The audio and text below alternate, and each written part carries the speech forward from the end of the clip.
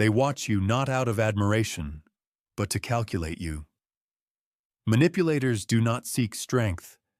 They seek softness, open vulnerabilities, signs of a desire for approval, and as soon as they catch a tremor in your voice or guilt in your eyes, they strike. This world is full of dishonest battles of psychological warfare, hidden behind smiles, compliments, and false concern. You have been taught to be kind, honest, and open, but manipulators turn your kindness into a weapon, distort your honesty, and pick at your openness like vultures on carrion. If you continue to play the role of the good guy in a world of predators, you will be devoured alive. Niccolo Machiavelli said that anyone who wants to act strictly according to virtue will soon encounter what will destroy them. In other words, if you want to survive, you must understand the game. And if you want to dominate, you must learn to play it better than anyone else. This video is not a lecture, but a guide to psychological warfare. A battle plan forged in cold logic, sharp instincts, and ruthless clarity. You will learn to recognize manipulators in seconds, turn their own tactics against them, and navigate through chaos with impenetrable calm. From this moment on, you do not react. You calculate. You do not justify yourself, but observe. You prove nothing because power never asks. Reflect the mirror. This is what manipulators hate most, seeing their own reflection. They do not want to be visible. They want to see you. They rely on the illusion that they are more composed and always in control. The moment you start reflecting their behavior, the game collapses. Reflect the mirror simply. Stop reacting emotionally and begin to strategically mirror their behavior. If they speak in riddles, respond with silence. If they insist on answers, ask them the same question they asked you. If they pretend to be kind to lure you in, respond in kind.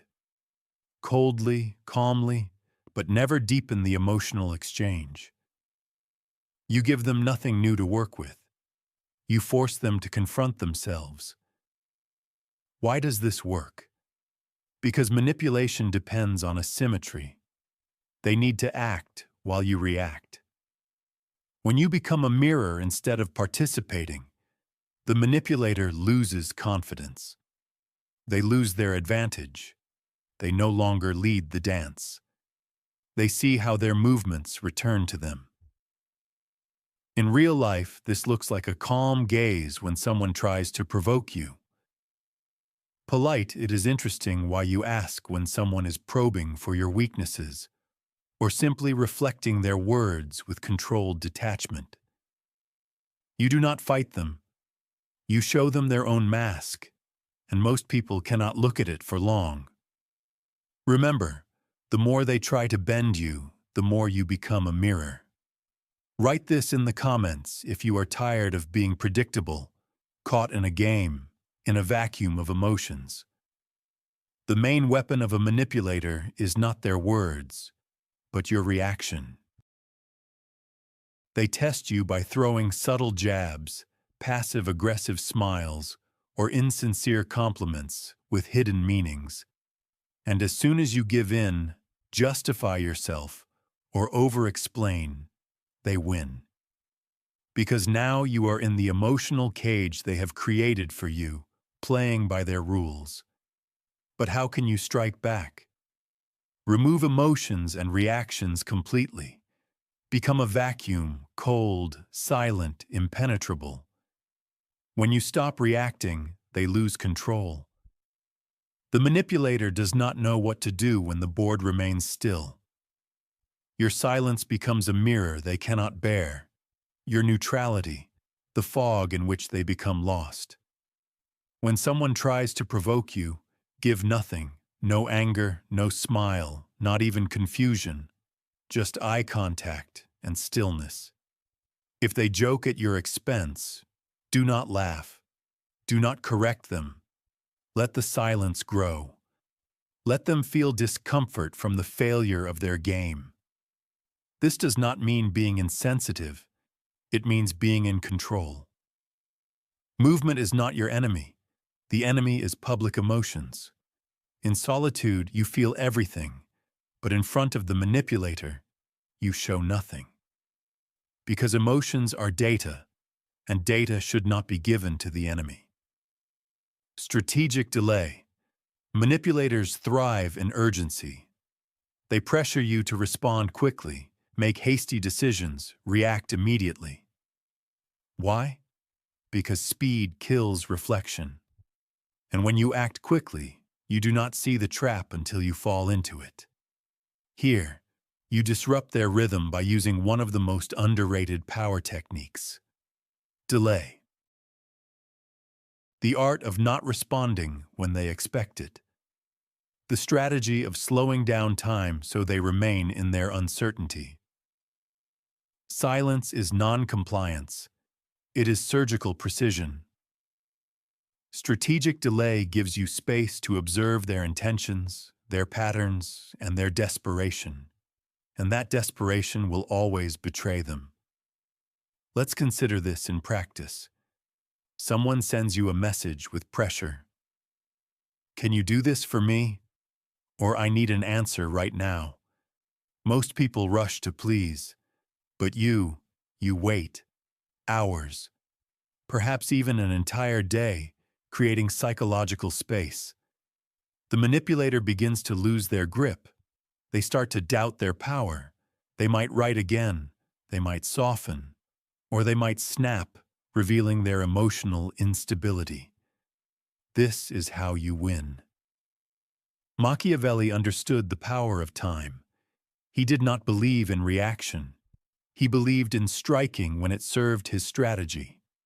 They are not your concern. You are not here to be available. You are here to be effective. Strategic delay returns your time, your boundaries, and your power. And it does not end with texts or calls.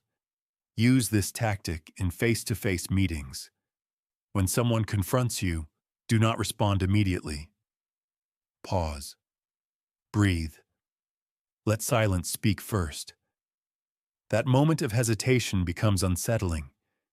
They will begin to fill the silence with their fears and doubts. Now, it is you who is not on the defense, but them. You owe no one instant access to your mind. A delayed response is not a weakness.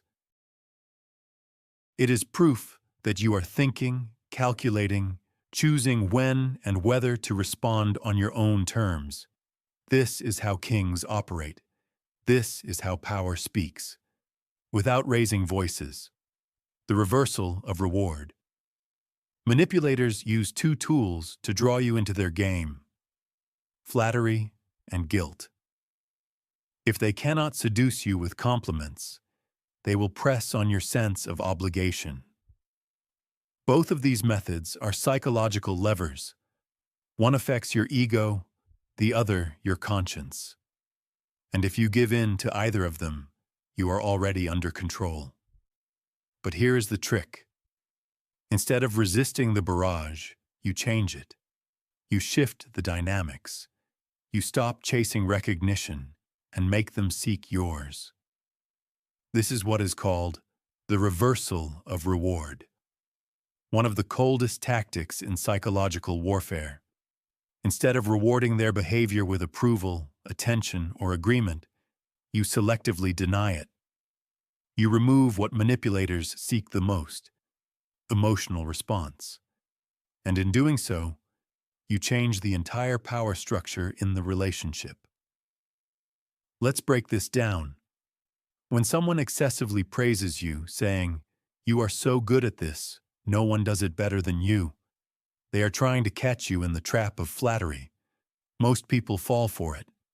They smile, say thank you, and feel the need to respond in kind. But if you respond indifferently, simply nodding or, even better, changing the subject, you convey one message: I do not need your praise. I already know my worth. Now let's talk about guilt. This is a more complex tool because it wears a mask of morality. After all, look at everything I have done for you, or can't you help just this once? Here, the manipulator appeals to your desire to be good, noble, and loyal, but again, the reversal of reward comes to the rescue. You shift the focus from arguments to emotional composure. Just say, "Not this time," and move on. You do not explain yourself or defend your position because defense only makes you feel guilty. The key point is that people depend on recognition, especially manipulators. They live to be noticed, heard, and obeyed. When you become the source of recognition and then limit it, they lose their balance. You control when it is given, how it is given, and most importantly, whether it is given at all. A real-life example. In a meeting, a manipulative colleague takes credit for your work, expecting you to either explode or shrink away. You do neither. Instead, you publicly praise someone else on the team for their contribution, completely ignoring the manipulator. You have just applied the reversal of reward. You denied them a reaction in the spotlight and redirected the power where you want it. This is dominance without confrontation. The reversal of reward makes you the one who sets the boundaries. You do not react to their script. You write your own. You do not fight for attention. You become someone from whom others quietly seek approval. You create a game in which they merely participate. Never forget approval. It is power. And whoever can give or take it controls the situation. Not certainty. This is protection. Clarity makes you predictable. Uncertainty makes you dangerous. Manipulators study people like maps.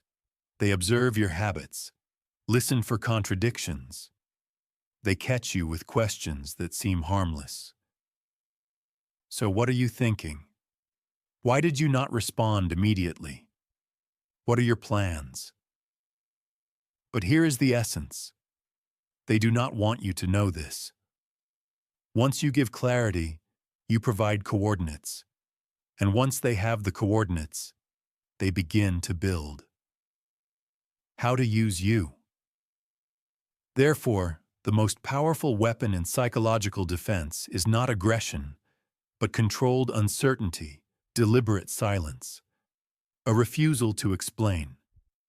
Because when they cannot understand whose side you are on, they cannot devise a plan to throw you off balance. You are not obligated to reveal your inner world to people, not your goals, not your weaknesses, not your next steps. Manipulators thrive on the illusion of closeness. They pretend to establish a connection, not because they care, but because they want to obtain information. They need access. But when you become inscrutable, they lose their effectiveness. You are no longer a chessboard. You are fog. You are not an opponent who can be calculated. You are a riddle to which they have no answer. The armor of ambiguity begins with language. Stop giving straightforward answers. Stop explaining everything in detail. Speak in moderate tones with intentional pauses. When asked what you want from this, respond, "I am still deciding." When asked what your position is on this issue, reply, "It depends on how events unfold." When someone demands to know what is wrong, do not get irritated. Simply say, "I am processing." Briefly, ambiguously, calmly, they will press harder. That is normal. But your silence will make them speak louder.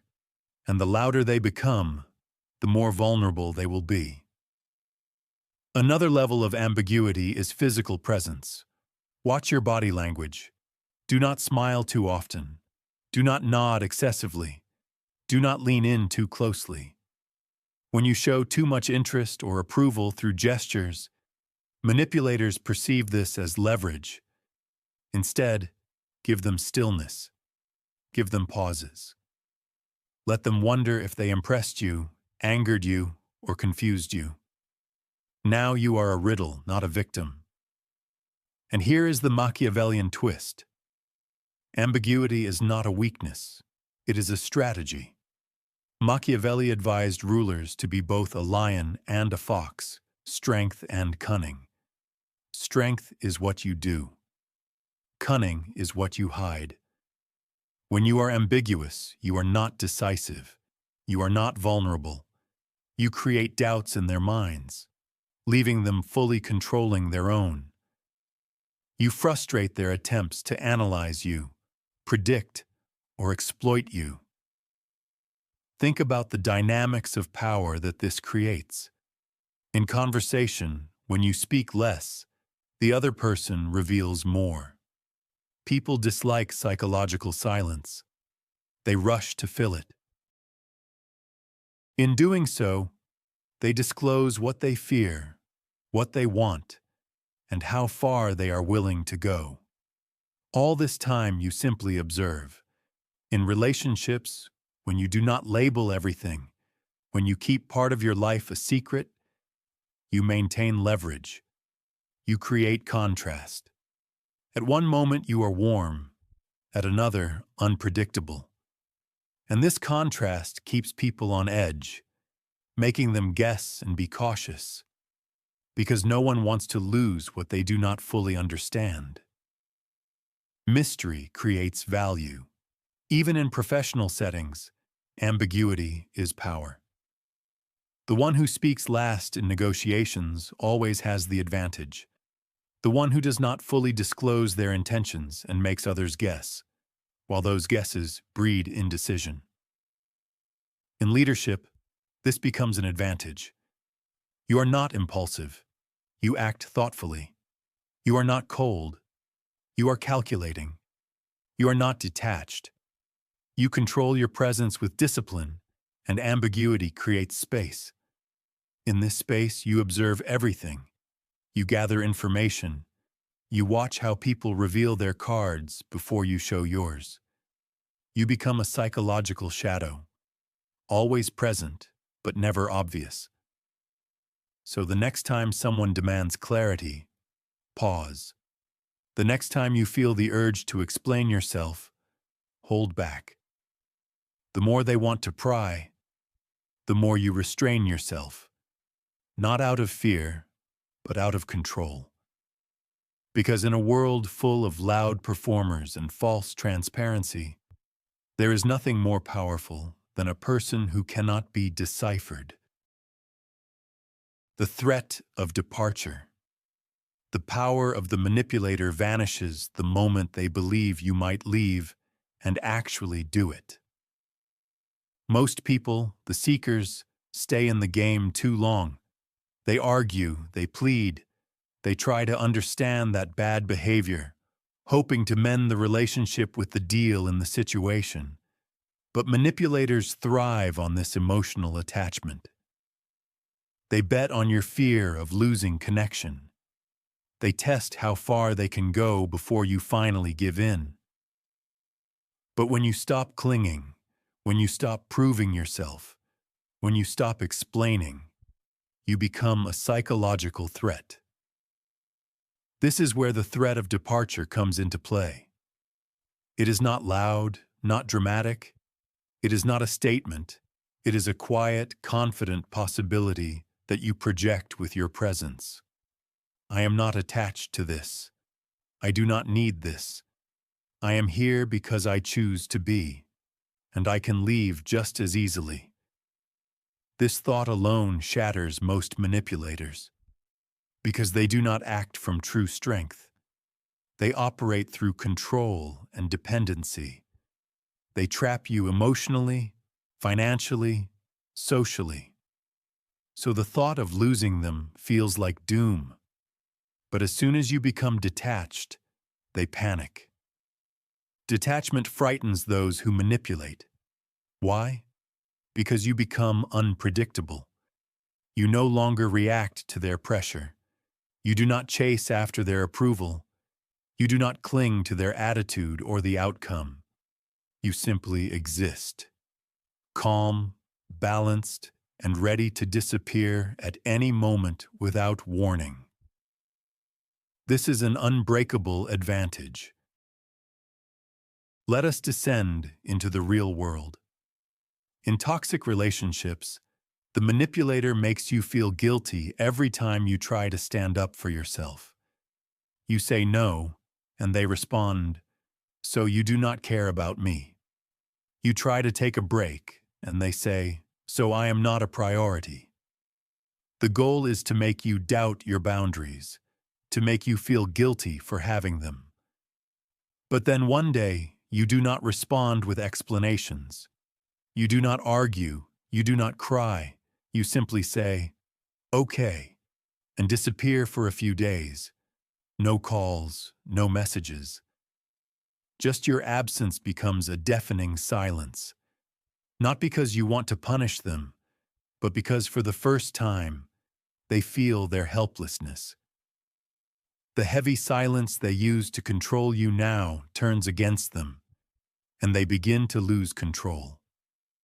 Or let us take a scenario in the workplace. A colleague constantly undermines your authority, takes credit for your work, or expects you to do their duties. Most people complain, try to explain themselves, but the cool strategist acts differently. You document everything, achieve your results, while simultaneously building connections, and one day, you ask for a transfer. Or even better, you resign and immediately find a more advantageous opportunity. You do not beg, you do not warn, you simply disappear. You carry your value with you, and that is the threat of leaving. Control over psychological oxygen. You become the one who can pull the plug at any moment, and they know it. But here is the key. This tactic works only when it is genuine. You must truly believe that you do not need any approval, that your life is not defined by the doubts or behaviors of others. The threat of leaving carries weight only if you are truly ready to go. How do you demonstrate this without saying a word? First, through time management. Do not always be available. Do not always respond immediately. Do not always explain where you have been. Let your absence become part of your presence. Let them wonder. Second, through emotional discipline. When someone shows disrespect, do not react. Do not defend yourself. Do not even show that you are hurt. Appear calm and composed. Show that their behavior no longer has an emotional impact on you. Third, through financial and mental independence. If someone controls your salary or living situation, they always think they own your behavior. Build your options in silence. Create your paths of retreat in secret. And then, when the moment comes, disappear with dignity. Machiavelli said it is safer to be feared than loved when one of these qualities is lacking. But most miss this. You do not need to shout to make them fear you. Sometimes the most frightening person in the room is the one who quietly leaves with a smile, taking away everything they have built and everything you once took for granted. This tactic is not about disappearing, nor is it about being cold for no reason. It is about ensuring that every connection in your life is chosen, not imposed. The threat of leaving creates space for truth. It reveals who respects your boundaries and who remains only because they thought you would never leave. Some people love you as long as they believe you love them. Remove that assumption, and watch their true selves emerge. This tactic will protect you not only from manipulators, but will also change all your relationships. You will come to value what they think they can lose, and when you act with quiet indifference, all manipulative games fall apart on their own. The friend zone does not work. Guilt turns against them. Emotional hooks rust and break because you no longer play to be accepted.